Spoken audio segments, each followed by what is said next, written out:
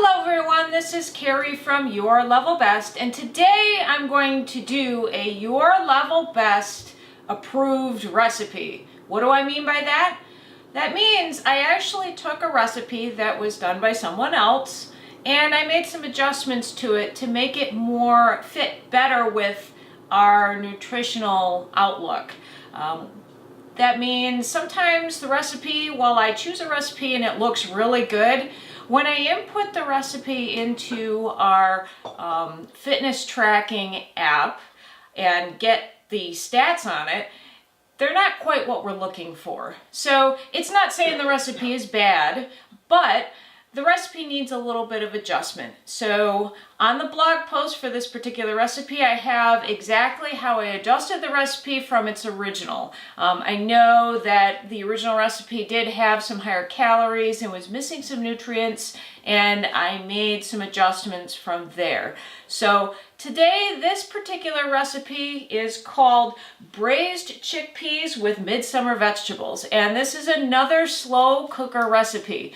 Now, you may not think that slow cookers are good for anything besides cold weather cooking, like stews and things. And really, if you think about it, it's a great summer tool. We don't have full whole house air conditioning, so heating up the house is a real problem. And the last thing I want to do is fire up the oven or cook too much for too long on the stovetop, because it does heat up the house. But one thing about a slow cooker, it doesn't heat up the house at all. You can throw everything in and do a really nice dish. And what's interesting is today I'm doing something with summer vegetables. This is not necessarily all root vegetables, things that you think about like parsnips or sweet potatoes, even though I do use some potatoes in this recipe. What I'm doing is actually using some summer vegetables and make this a more summer style stew. Let's go over the ingredients for this particular stew.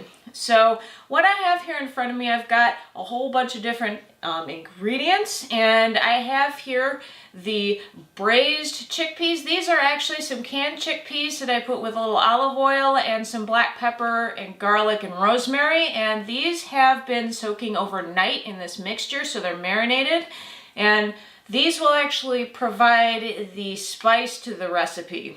Then we've got some carrots, some onions, some red potatoes. Now you can use white potatoes, but understand they will break down more in the stew, but you can use regular russet potatoes if you want a starchier stew. I also have some red bell pepper. Now the red bell pepper I'm using in place of tomatoes. The original recipe did call for tomatoes, and because Tony and I can't deal with tomatoes, we have trouble eating them, even though we like them. We love all kinds of foods, but particularly tomatoes are not something that agree with us. And I use the red bell pepper because it's more like a fresh tomato. So this recipe actually called for fresh tomatoes, and because, again, we can't eat them, I use a red bell pepper. It also gives some vitamin C as well.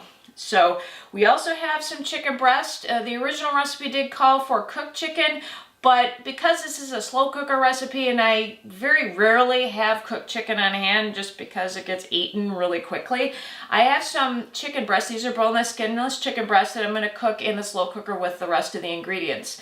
I also have some chicken broth. This is low sodium, of course, so you can control the sodium. And then there are 3 ingredients that I'm going to put in later after this all is cooked. So I also have some zucchini here in front of me. I have some frozen corn, and I also have some spinach. So these 3 ingredients will go into the slow cooker after everything is cooked, because these are your quick cooking ingredients. So remember, anything that's a quick cooking ingredient, you want to put in last so that it doesn't get overcooked. But the rest of this stuff in front of me is going into the slow cooker right now.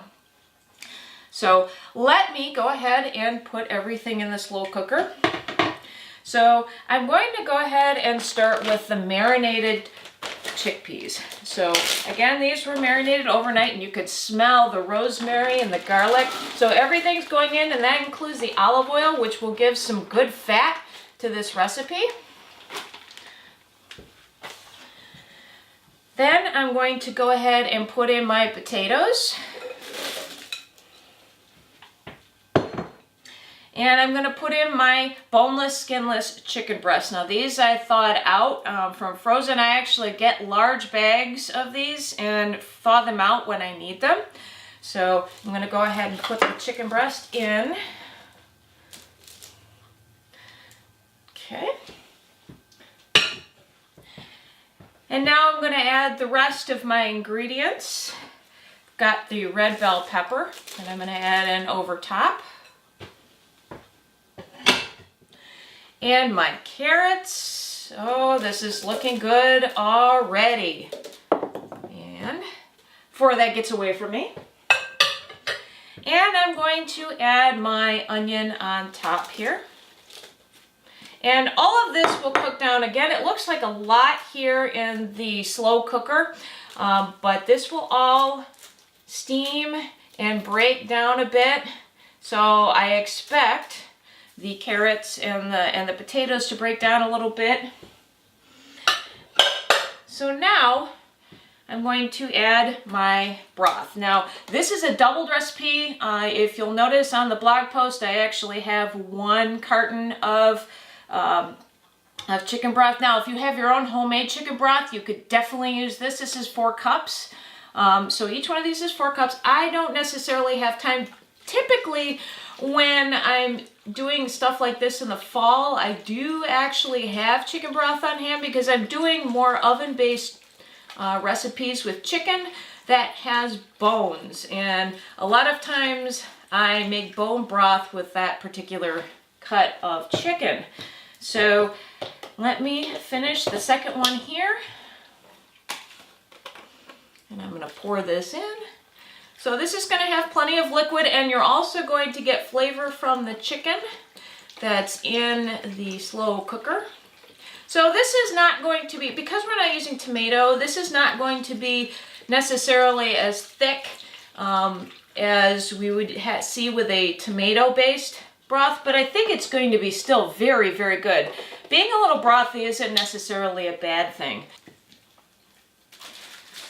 So what I'm going to do now is I'm going to cover this, which I've done already, and I'm going to let this go for 8 hours. So I'll let this go for 8 hours, and I'm going to shred the chicken after the 8 hours because it will be fully cooked. And then I will put in the zucchini and the corn to make sure that everything is cooked and heated through. I'll put that on high, and it may take like another 30 minutes to do that. And then I will add the spinach at the very end and let that wilt down, and it'll be ready to go. You can also put this on high for 4 to 5 hours if you're a little short on time, so that will work as well. But you'll still have to add the zucchini and the frozen corn as well as the spinach at the end. So I'm gonna go ahead and put this on low for 8 hours, and I'll show you what it looks like when it's done. And welcome back. It's been 8 hours and the dish is complete. I added in the frozen corn and also the zucchini, as well as at the last minute the spinach. So, oh, it smells so good. And actually my slow cooker's a little bit full, so I actually had to turn up the sides a little bit on the liner just so that we didn't lose all that beautiful broth. So, oh, let's take a look at this.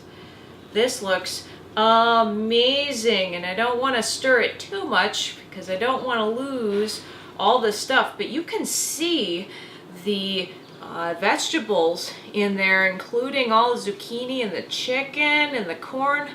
Oh, this looks so good. So let me go ahead and put some in a bowl, and we can take a look at what this turned out like. Oh, that is so amazing looking. Oh, so as you can see, we've got plenty of broth, which is a good thing. It actually helps keep you full. But if you look at all the vegetables that are in there, you look at the zucchini and the carrots and the red pepper and the chicken, and also you've got the chickpeas that are in there. Oh my gosh, it looks amazing. So make sure you try this recipe yourself. Go to yourlevelbest.net and take a look at the recipe and take a look at the changes we've made to this recipe to make it more healthy and lower calorie so that it fits a little bit better into your diet. It is a Your Level Best approved recipe. So thank you for watching, and I'll see you next time.